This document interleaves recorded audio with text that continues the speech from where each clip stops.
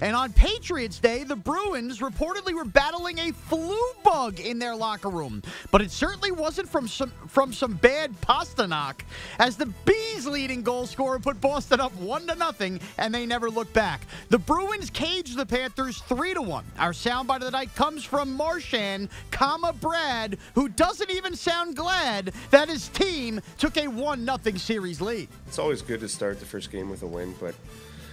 Inspiring stuff from Marchand as the Bruins heading to Game 2 on Wednesday night. Now the real action and excitement. That's right. All the action and excitement on the night took place out west last night.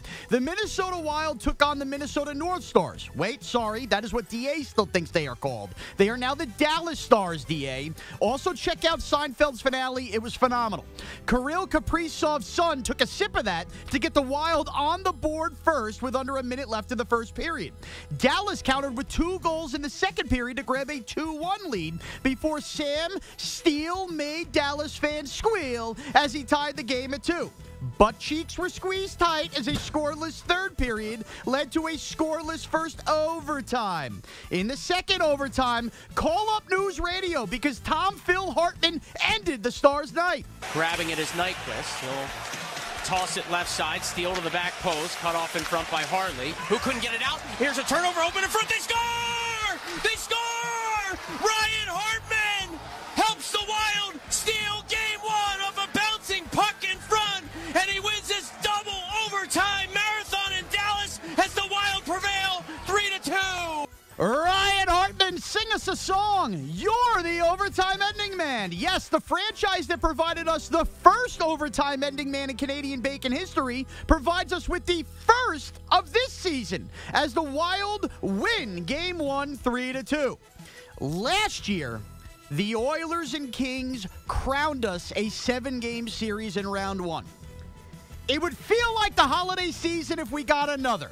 And the goose was a little dry, Seidel, for my taste, as the Oilers co-star scored the first goal of the game and stuffed the Kings' stockings with another in the second period. Edmonton would lead 3-1.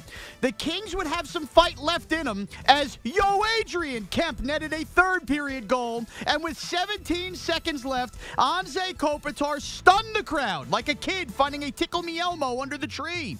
The Oilers, with an entire nation of pressure on them, headed to the locker room to regroup after their 2-goal lead collapsed.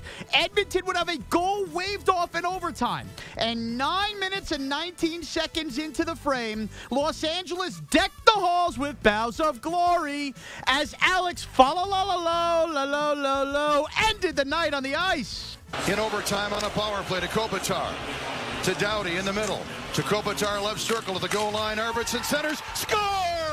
Alex Iafallo wins it in overtime. It's a power play goal. Yes, Alex Iafallo, sing us a song. You're the overtime ending man. Also, Connor McDavid was held off the score sheet, and he better find himself off Santa's naughty list fast, or the Oilers will be in trouble. That is your Canadian bacon.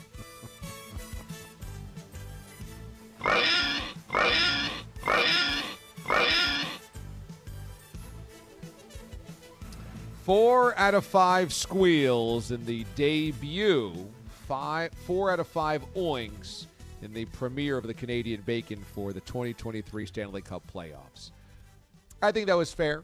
I thought it was fair. I thought it was a very good effort to open things up. There's a lot of nerves, obviously. You got to get into a flow. Writing, will come. So I think it's a very solid, honorable effort by Mraz. I don't think it was perfect. I think 4